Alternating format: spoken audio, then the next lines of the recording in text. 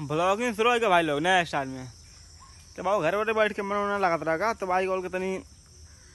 गाँव के सिवाने के बाहर कटा वटार तुरे का मतलब कटाने मतलब बढ़ार गलती हुई है देख सका अपना कुल तुल्ले बांटेंगे। फिर बाद में एक दिन बाबू भाई हमारे ऊपर चढ़वा का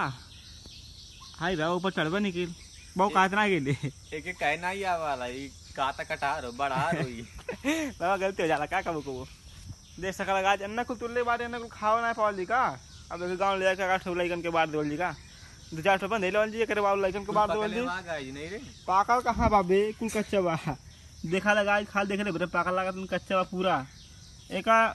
पकने में 1 से 2 दिन लगेगा गाय तब तभी खाए मिली। हाँ बाबू पकड़ के ऊपर खाना बैठ के यहाँ नीचे झाड़ नहीं बता आपको भाई खाए पिए देखा वो हाथ बाटे खाए पी के आराम से यहाँ अन्ना में हाथ से आओगे आपको खाई नहीं पाओगे कच्चा कच्चा तुरना है बाबू आप लोग देख ही सका जाला आप